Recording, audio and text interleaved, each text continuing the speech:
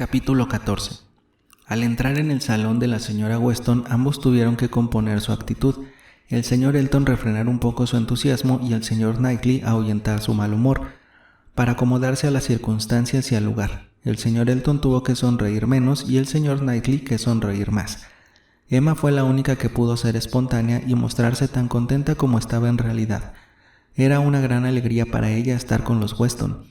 El señor Weston era uno de sus amigos favoritos y no había nadie en el mundo con quien pudiera hablar con tanta franqueza como con su esposa. Nadie en quien confiara con tanta seguridad de ser escuchada y comprendida, despertando siempre el mismo interés y la misma comprensión.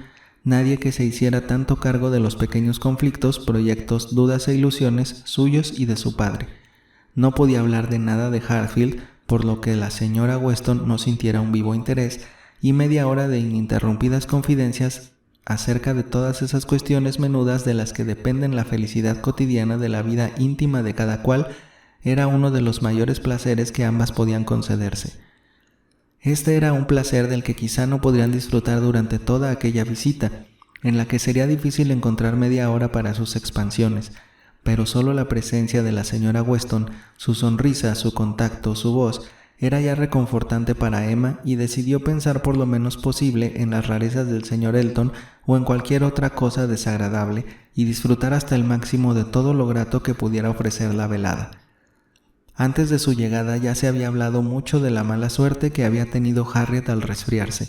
Hacía rato que el señor Woodhouse se hallaba cómodamente instalado en un sillón contando toda la historia, además de toda la historia de los incidentes del trayecto hasta allí que había hecho con Isabela.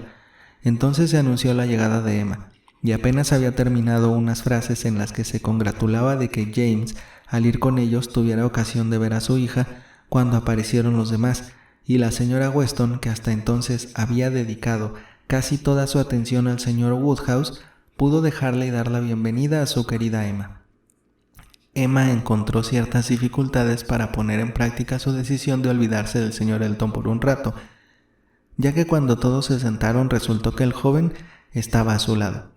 Era muy difícil apartar de su mente la idea de su sorprendente insensibilidad respecto a Harriet, mientras no solo le tenía pegado a ella, sino que además le dedicaba de continuo las más atentas sonrisas y le dirigía la palabra con la mayor deferencia siempre que tenía ocasión. En vez de olvidarle, su proceder era tal que no pudo evitar el decirse para sus adentros: «¿Es posible que tenga razón mi cuñado? ¿Es posible que empiece a olvidarse de Harriet y a poner su afecto en mí? Sería absurdo, no puede ser». Sin embargo, el señor Elton se desvivía de tal modo porque Emma no sintiera frío. Se mostraba tan atento con su padre y tan amable para con la señora Weston, y por fin demostró tanto entusiasmo y tanta falta de criterio ante sus dibujos que no podía por menos de pensarse que parecía enamorado, y ella tuvo que hacer un esfuerzo por conservar la calma y la naturalidad. No quería mostrarse descortés, en primer lugar por ella misma y luego por Harriet, confiando en que todo podría volver a encauzarse bien, como al principio, de modo que fue muy amable con él, pero le costaba un esfuerzo sobre todo cuando los demás hablaban de cosas por las que ella estaba interesada, mientras que el señor Elton la aturdía con su insípida locuacidad. Por algunas palabras sueltas que pudo oír comprendió que el señor Weston estaba hablando de su hijo, oyó las palabras «mi hijo» y «Frank», y que repetía «mi hijo» varias veces más, y por alguna otra cosa que llegó hasta sus oídos. Supuso que estaba anunciando la próxima visita de su hijo, pero antes de que pudiera deshacerse del señor Elton, la conversación había cambiado por completo, hasta el punto de que cualquier pregunta suya que hubiese resucitado el tema hubiera parecido fuera de lugar e impertinente. Lo que ocurría era que, a pesar de la decisión que había tomado Emma de no casarse nunca, había algo en el nombre, en la idea del señor Frank Churchill que siempre la había atraído. Con frecuencia había pensado, sobre todo desde que el padre del joven había contraído matrimonio con la señorita Taylor, que, si ella tuviera que casarse con Frank Churchill, sería la persona más indicada, tanto por su edad como por su carácter y su posición social. Por la relación que existía entre ambas familias parecía una unión perfectamente natural, y Emma no podía por menos de suponer que era una boda en la que debería de pensar todo el mundo que les conocía. Estaba totalmente persuadida de que los Weston pensaban en ello, y aunque no estaba dispuesta a que ni él ni ningún otro hombre le hiciera abandonar su actual situación de considerar más pletórica de bienestar que ninguna otra nueva que pudiera sustituirla, sentía una gran curiosidad por verle, una decidida intención a encontrarle agradable, a que él se sintiera atraído hasta cierto punto y una especie de placer ante la idea de que en la imaginación de sus amigos ambos aparecieran unidos. Bajo el influjo de estas sensaciones, las cortesías del señor Elton no podían ser más inoportunas, pero ella se consolaba pensando que en apariencia era muy atenta, cuando en realidad no podía contrariarla más aquella situación, y suponiendo que durante el resto de la velada forzosamente se volvería a hablar del mismo tema que al principio, o que por lo menos se aludiría a lo esencial del asunto, tratándose de una persona tan comunicativa como el señor Weston, y así resultó ser, y cuando por fin se hubo desembarazado del señor Elton y se sentó a la mesa junto al señor Weston, este aprovechó la primera tregua que pudo hacer en sus deberes como anfitrión, la primera pausa que hubo desde que se sirvió el lomo de carnero, para decir a Emma: «Solo nos faltan 2 personas más para hacer el número exacto. Quisiera poder tener con nosotros a 2 invitados más, la amiguita de usted, la señorita Smith, y mi hijo. Solo entonces podría decir que la reunión es completa del todo. No sé si me ha oído usted decir a los demás cuando estábamos en el salón que esperábamos a Frank. Esta mañana he tenido carta suya y me dice que estará con nosotros dentro de 2 semanas». Emma no tuvo que esforzarse mucho para manifestar su alegría, y se mostró totalmente de acuerdo con la idea de que el señor Frank Churchill y la señorita Smith eran los 2 comensales que faltaban para completar la reunión. Desde el mes de septiembre, siguió diciendo el señor Weston, estaba deseando venir a vernos. En todas sus cartas hablaba de lo mismo, pero no puede disponer de su tiempo. Se ve forzado a complacer a ciertas personas y complacer a estas personas, y que eso quede entre nosotros, a veces cuesta muchos sacrificios.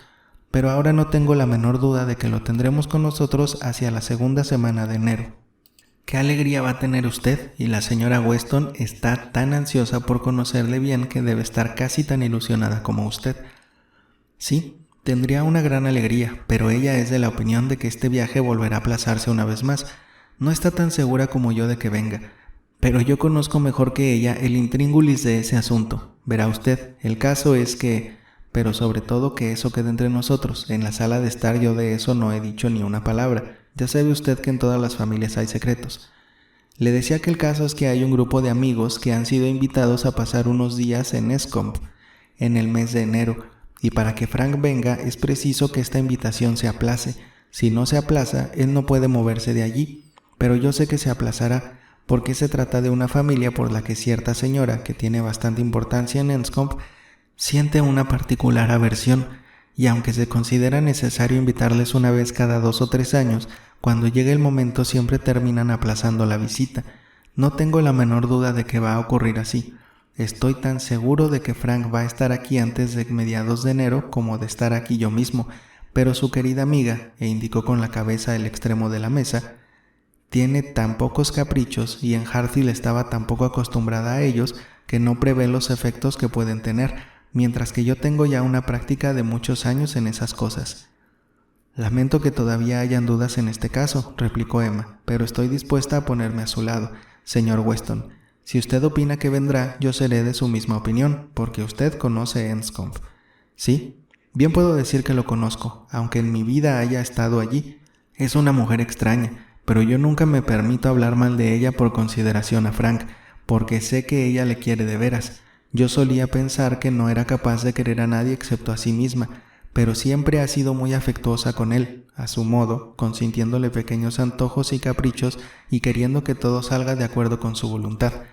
Y a mi entender dice mucho en favor de él haber despertado un afecto así, porque, aunque eso yo no lo diría a nadie más, la verdad es que para el resto de la gente esa mujer tiene un corazón más duro que la piedra y un carácter endiablado. Emma estaba tan interesada por aquel tema que volvió a abordarlo, esta vez con la señora Weston, cuando al cabo de poco volvieron a trasladarse a la sala de estar. Le deseó que pudieran tener esta ilusión, aún reconociendo que comprendía que la primera entrevista debería ser más bien violenta. La señora Weston estuvo de acuerdo con ella, pero añadió que aceptaría con gusto la violencia que pudiesen haber en esta primera entrevista con tal de poder tener la seguridad de que sería cuando se había anunciado. Porque yo no confío que venga. No puedo ser tan entusiasta como el señor Weston. Mucho me temo que todo esto terminará en nada. Supongo que el señor Weston te ha contado ya exactamente cómo están las cosas. ¿Sí? Parece ser que todo depende exclusivamente del mal humor de la señora Churchill, que imagino que es la cosa más segura del mundo. Querida Emma, replicó la señora Weston sonriendo, ¿qué seguridad puede haber en un capricho? Y volviéndose hacia Isabela, que antes no había estado atendiendo a la conversación, añadió, debe usted saber, mi querida señora Knightley, que en mi opinión no podemos estar tan seguros ni muchísimo menos de poder tener con nosotros al señor Frank Churchill como piensa su padre. Depende exclusivamente del buen o mal humor y del capricho de su tía. En resumen, de si ella quiere o no. Entre nosotras, porque estamos como entre hermanas y puede decirse la verdad, la señora Churchill manda en Enscombe y es una mujer de un carácter caprichosísimo, y el que su sobrino venga aquí depende de que esté dispuesta a prescindir de él por unos días. Oh, la señora Churchill, todo el mundo conoce a la señora Churchill, replicó Isabela, y yo por mi parte, siempre que pienso en ese pobre muchacho me inspira una gran compasión. Vivir constantemente con una persona de mal carácter debe de ser horrible. Eso es algo que afortunadamente ninguno de nosotros conoce por experiencia, pero tiene que ser una vida espantosa. Qué suerte que esa mujer nunca haya tenido hijos. Pobres criaturas, qué desgraciados los hubiera hecho. Emma hubiese querido estar a solas con la señora Weston. De este modo se hubiese enterado de más cosas. La señora Weston le hubiera hablado con una franqueza que nunca se atrevería a emplear delante de Isabela, y estaba segura de que no le hubiera ocultado casi nada referente a los Churchill, exceptuando sus proyectos sobre el joven de los que instintivamente presumía ya algo gracias a su imaginación, pero allí no podía decirse nada más. El señor Woodhouse no tardó en ir a reunirse con ellas en la sala de estar. Permanecer durante mucho rato sentado a la mesa después de comer era una penitencia que no podía soportar. Ni el vino ni la conversación lograron retenerle, y se dispuso alegremente a reunirse con las personas con las que siempre se encontraba a gusto. Y mientras él hablaba con Isabela, Emma tuvo oportunidad de decir a su amiga, «De modo que no crees que esta visita de tu hijo sea segura ni mucho menos, lo siento. Sea cuando fuere, la presentación tiene que ser un poco violenta, y cuanto antes se termine con eso, mejor». «Sí, y cada aplazamiento hace temer que vengan otros, incluso si esa familia, los Braithwaites, aplazan otra vez su visita. Aún temo que puedan encontrar alguna otra excusa y tengamos una nueva decepción. No puedo imaginarme que haya ningún obstáculo por parte de él, pero estoy segura de que los Churchill tienen un gran interés en retenerle a su lado. Tienen celos, están celosos incluso del afecto que siente por su padre. En resumen, que no tengo ninguna seguridad de que venga, y preferiría que el señor Weston no se entusiasmara tanto con esta idea». «Debería venir», dijo Emma, «aunque solo pudiera estar con vosotros un par de días. Debería venir. Casi es difícil imaginarse un joven de su edad que no pueda ni siquiera hacer eso. Una joven, si cae en malas manos, puede ser apartada y alejada de aquellas personas con las que ella desearía estar, pero es inconcebible que un hombre esté tan supeditado a sus parientes como para no poder pasar una semana con su padre si lo desea». «Para saber lo que él puede o no puede hacer», replicó la señora Weston, «deberíamos estar en Enscombe y conocer la vida de la familia. Quizá fuera eso lo que deberíamos hacer siempre antes de juzgarle, el proceder de cualquier persona de cualquier familia. Pero estoy segura de que lo que ocurre en Enscombe no puede juzgarse de acuerdo con normas generales. Es una mujer tan antojadiza y todo depende de ella». «Pero quiere mucho a su sobrino, es su preferido, ¿no? Ahora bien, de acuerdo con la idea de que yo tengo de la señora Churchill, sería más natural que mientras ella no hace ningún sacrificio por el bienestar de su marido, a quien se lo debe todo, se dejará gobernar con frecuencia por su sobrino, a quien no debe nada en absoluto, aún sin dejar de hacerle víctima de sus constantes caprichos». «Mi querida Emma, tienes un carácter demasiado dulce para comprender a alguien que lo tiene muy malo y poder fijar las leyes de su conducta. Déjala que sea como quiera. De lo que yo no dudo es de que en ocasiones su sobrino ejerce sobre ella una considerable influencia, pero puede ocurrir que a él le sea totalmente imposible saber de antemano cuándo podrá ejercerla». Emma escuchaba y luego dijo fríamente, «No me convenceré a menos que venga». «En ciertas cuestiones puede tener mucha influencia», siguió diciendo la señora Weston, «y en otras muy poca, y entre estas últimas que están fuera de su alcance, es más que probable que figure eso de ahora de poder separarse de ellos para venir a visitarnos».